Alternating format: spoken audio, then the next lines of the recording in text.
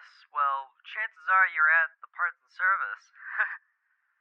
Sorry if you hear my breath. I'm really close to the phone right about now, but I'm here to record a message for your endo repair center and all that, or system. I don't know. Why do they call it center? I don't know why. It's stupid.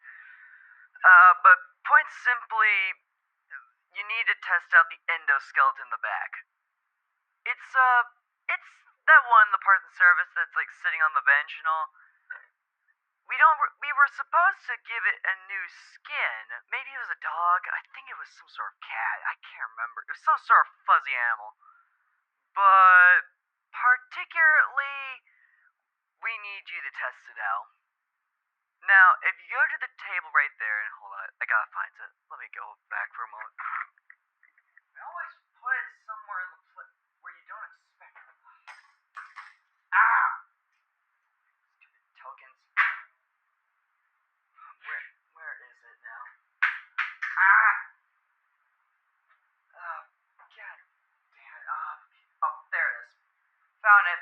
I found it. Alright. Got it. Okay. So, I had to find the training system for you, but point simply, here it is. On the table, there should be a small remote. That is an audio lure. You must press it in front of it to test out its audio tracking, basically. Point simply, you press the button, it makes noise, and, you know where it goes. You have to test to see if the robot will recognize it. The second test is simply eye contact.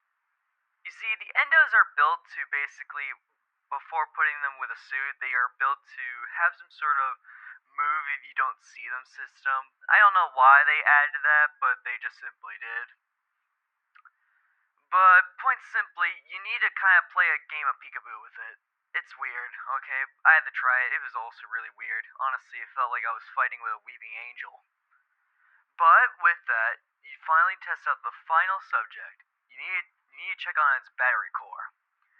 Now, to do that, you simply open up the chest very, very carefully. It's like a little small compartment. You gotta press one button on the side of its chest, one in the middle of its eyes, and one at the middle of its little bottom jaw.